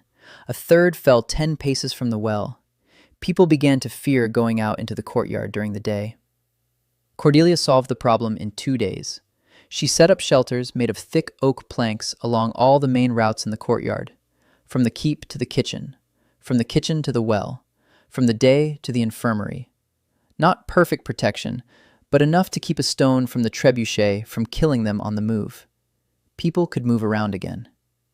On the 12th day, Corvin attempted a tunnel. Daniel had been expecting this. He knew where they would dig. Any experienced besieger starts a tunnel from a dead zone, but a bastion fortress has no dead zones. That means they would dig from behind the counterscarp at the maximum distance from the archers. On the southeast side, where the distance from the counterscarp to the wall is greatest. Daniel ordered bowls filled with water along the inner side of the southern curtain wall, every 20 paces. If the enemy is digging under the wall, the water in the bowls will tremble. An old trick, known since Roman times, but no one here knew it. On the 15th day, the water began to tremble, quietly, barely noticeable. Ren was the first to notice. She ran to Daniel and told him, "The third bowl from the southern bastion." Daniel nodded. He knew what to do. A counter-tunnel. Dig toward it. But not to meet the enemy underground. For another purpose. Daniel ordered a pit to be dug from inside the wall, 6 cubits deep, directly in the path of the enemy's tunnel. The pit was filled with firewood and straw mixed with wet wool. When the enemy tunnel came close enough, Daniel ordered it set ablaze. Smoke poured into the tunnel, thick, acrid, unbearable.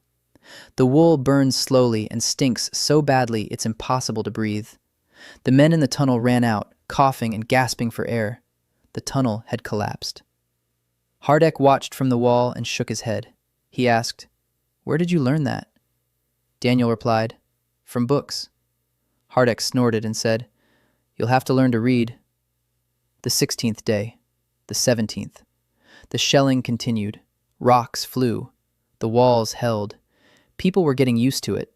Getting used to war is scary because the moment you get used to it, you lose your vigilance. Daniel repeated this to Hardek every day. On the 20th day, Corvin launched a second assault, a serious one. 1,500 men, simultaneously from 3 sides, east, south, west. It was clever, to spread out the defense, to force them to rush between sections. In a normal fortress, that would have worked. But Daniel had prepared the system specifically for this. The command room, the model, the ropes. The bells all rang at once, 3 directions. Hardek stood over the model and made decisions.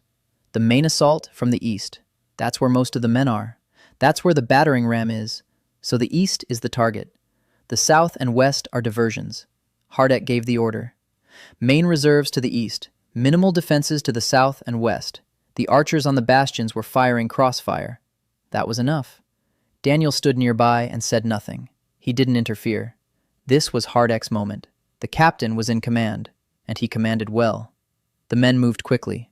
The reserve was at the eastern curtain wall in 3 minutes. The archers on the southern and western bastions fired in unison. The battering ram had reached the gate, a heavy one, under a canopy lined with wet hides. 20 men carried it across the bridge. The drawbridge had been lowered on purpose. Daniel had discussed this with Hardek beforehand. Let them think the bridge is jammed. Let them carry the battering ram. Let them step onto the plank walkway over the pit. 20 men with the battering ram stepped onto the walkway. The walkway could hold 10 men, not 20. The planks creaked. The battering ram fell into the pit along with the men. Screams, a crash, fire opened. 10 seconds, 15, 20. The men in the pit couldn't get out. The battering ram crushed 4 of them. The rest scrambled under fire. The ram's canopy collapsed on impact. There was no cover. A minute later, no shots were being returned from the pit. The assault in the east stalled at the moat. In the south and west, the attackers didn't even reach the walls. The crossfire from the bastions was too heavy. Men fled back, leaving bodies behind. By sunset, the field in front of Greyhold was littered with the wounded and the dead. Daniel stood in the command room and stared at the wall. Hardek sat at the table and said nothing. Then the captain spoke. They had lost 400 men, maybe more. Daniel nodded. He didn't feel victory. He felt sick. 400 men, living people, who were alive this morning and are not now, because of his walls, because of his pit, because of his geometry. He knew it was necessary. He knew that without those walls, 412 men inside would have died. But knowing that didn't help. That night he went out onto the bastion. The air smelled of blood and smoke. Torches were burning down on the field. Corvin's men were gathering their wounded. Daniel stood and watched. Eileen appeared quietly beside him. She stood next to him and said, "You saved us today." Daniel replied, "I killed 400 people today." Eileen was silent. Then she said, "It's all the same, just like Hardek said." Daniel didn't answer. They stood on the wall and looked out at the field. The siege continued. The 25th day. The 30th. Corvin didn't leave. He didn't storm the walls. He waited. He wore them down. The shelling didn't stop. Every day, stones. Every day, a roar. Every night, a silence worse than the roar. On the 35th day, Corvin sent a second messenger, this time with a personal message for Daniel. The message was brief. The Margrave offered Master Hayes the position of chief engineer of his army. Any terms, any salary, freedom to work. Daniel read the message in front of everyone, in the command hall, in front of Eileen, in front of Hardek, in front of Oren, in front of everyone. And he dictated his reply. He said, "Your Highness, I already work for people who need protection. Those are my terms." The envoy left. Daniel knew what would happen next. Corvin would realize that Daniel couldn't be bought, which meant he had to be killed, or he would have to leave. The siege lasted over a month. Corvin attempted a tunnel, which Daniel neutralized with smoke. A second full-scale assault failed thanks to the coordination system and the pit trap in front of the gates. Corvin lost about 400 men. The Margrave offered Daniel to switch sides. Daniel refused publicly. On the 37th day of the siege, discord began in Corvin's camp. Daniel saw it from the bastion. The tents on the southern flank of the camp were thinning out. There were fewer campfires. Morning roll calls were shorter. People were leaving. They weren't fleeing. They were leaving. One by one and in groups. Mercenaries who hadn't been paid on time. Militiamen from the conquered lands who didn't want to die for someone else's castle. Soldiers from Dunholm who remembered that their fortress had also fallen and who could see that this one wouldn't.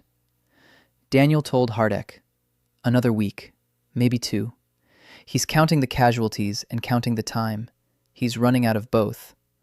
Hardek nodded, but he said, "A cornered beast is the most dangerous." He was right. On the 39th day, Corvin launched a third assault, a desperate one, with all he had left, about 2,000 men from 3 sides at once, with ladders, with a new battering ram, with a siege tower they'd been building in secret behind the hill for 10 days. A siege tower.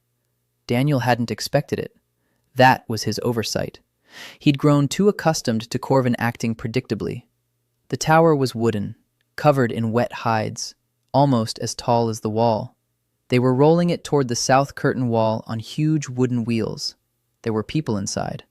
When it reached the wall, they would lower the drawbridge and pour onto the curtain wall. Daniel stood in the command room and looked at the model. Bells were ringing. All of them. At the same time.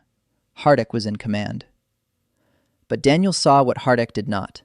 The tower was heading for the southern curtain wall, and the southern curtain wall was the weakest section.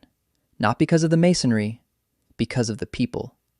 There stood peasants, militiamen, not soldiers.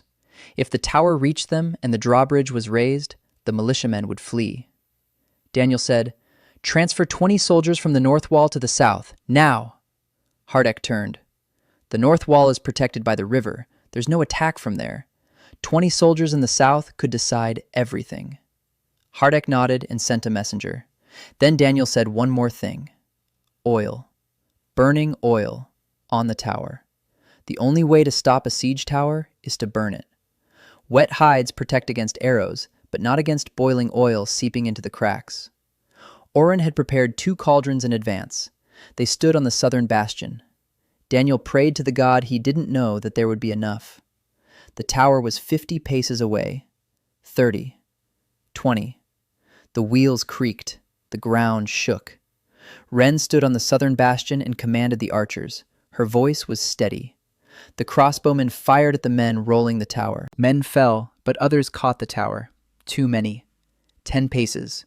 The tower stopped at the wall. The bridge began to lower. Ren shouted, "Oil!" 2 cauldrons tipped over simultaneously. Boiling oil flowed down the tower's plating. Wet hides sizzled. For a second, it seemed as though nothing would happen. Then the oil found a crack. It seeped inside. Smoke. A scream. Fire flared up inside the tower. People scrambled out. Crossbow bolts met them from the wall. The tower was burning. The bridge collapsed before reaching the wall. The southern assault stalled. It was easier in the east and west, an assault without a tower.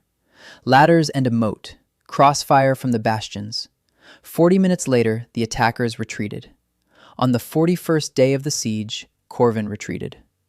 In the morning, Daniel climbed to the bastion and saw that the camp was empty. The tents had been taken down. The fires were out. The ground was trampled by thousands of feet. Rubble, abandoned carts, broken ladders, and silence.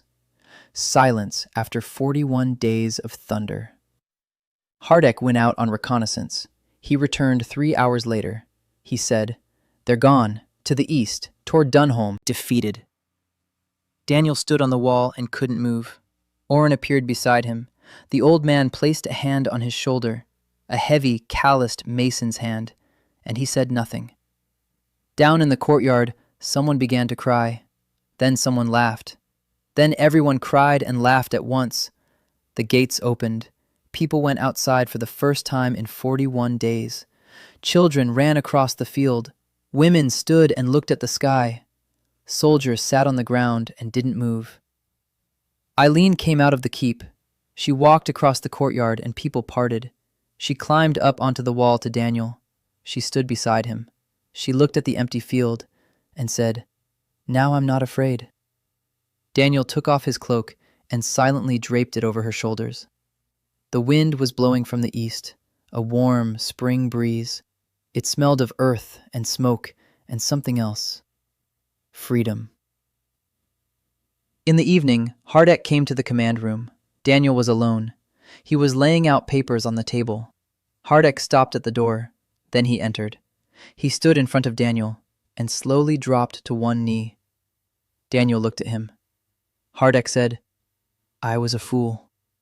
Daniel held out his hand to him. Hardek took it and stood up. Daniel said, "Get up. We still have walls to repair." Corvin launched a desperate third assault with the siege tower. Ren and the team on the southern bastion set the tower ablaze with boiling oil. The assault failed. On the 41st day of the siege, Corvin's army retreated. Greyhold held. Hardek admitted he was wrong to Daniel. Eileen said for the first time that she was no longer afraid. The summer after the siege was quiet. Greyhold was healing its wounds. The southern curtain wall was blackened by the burnt-out siege tower. The eastern wall was pockmarked by stones from trebuchets. The moat was filled in at 3 points. The counterscarp was destroyed on the southern section. Restoration work began on the second day after Corvin's retreat. But this was different work, not desperate, not under threat. Calm, proper. People worked with different expressions on their faces. They were repairing the walls that had saved them. It was personal. News of Greyhold had spread along the trade routes over the weeks. A castle that had withstood the Margrave's army. 41 days. Not a single breach. Not a single breach. 3 assaults repelled. Casualties on the defensive side. 11 killed. 37 wounded. Corvin's losses. By various estimates, between 800 and 1,000. Nothing like this had ever happened in the history of the Eastern lands. Never. Messengers began arriving a month later. Baron Holdernay was the first to arrive from the north, a small estate on the riverbank, an old castle with round towers and walls that creaked every winter. Holdern asked for help. He asked for a master builder to be sent, for blueprints to be sent, for someone who knew how to build the way they do in Greyhold. The second to arrive was a representative from the free city of Kemmer. The city council wanted to reinforce the walls. They offered good money. The third to arrive was an envoy from the king himself. Not to offer help. The king wasn't helping. He came to look, to make sure the rumors were true, and to assess whether this master, Hayes, posed a threat to the crown. Daniel received them all, but he didn't go to any of them himself.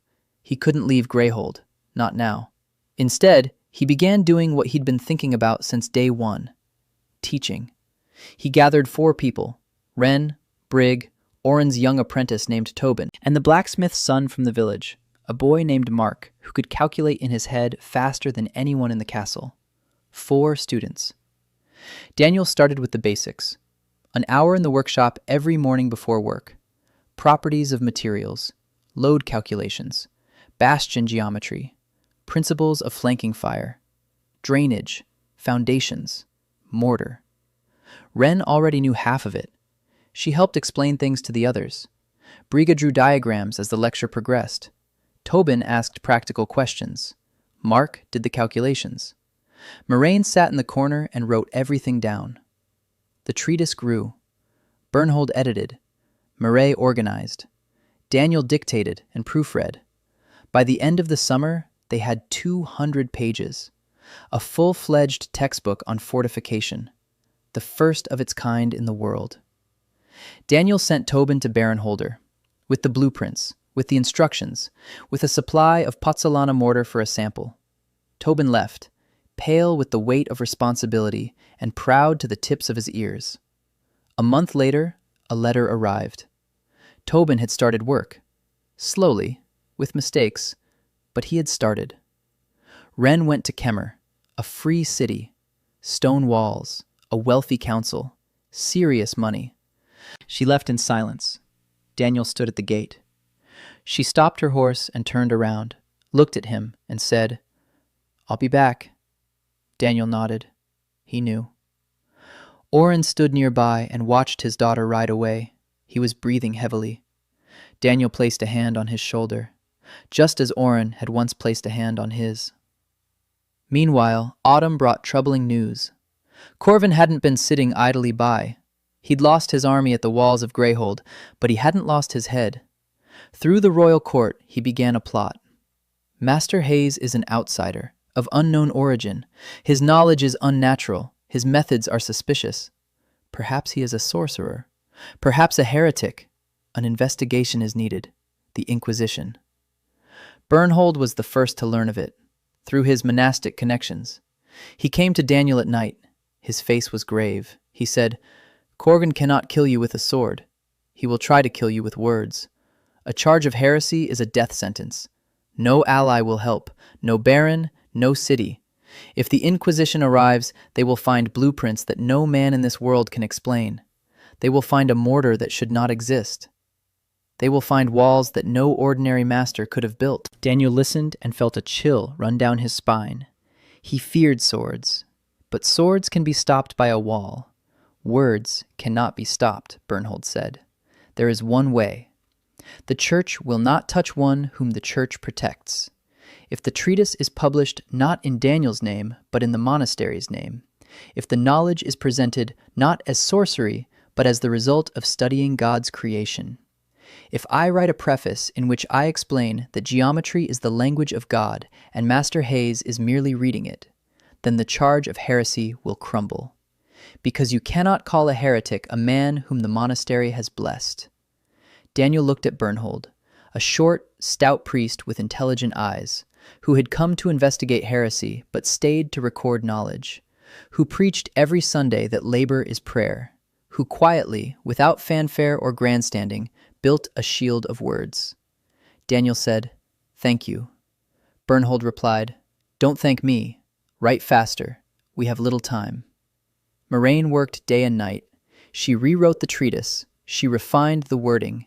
She removed everything that could be interpreted as heresy. She added references to Aristotle and Scripture. She made the knowledge safe. Not false, safe. It was delicate work, exquisitely detailed, and Moraine did it like no one else. Daniel watched her work and one evening said, "You're saving my life with this revision." Moraine didn't look up from the parchment.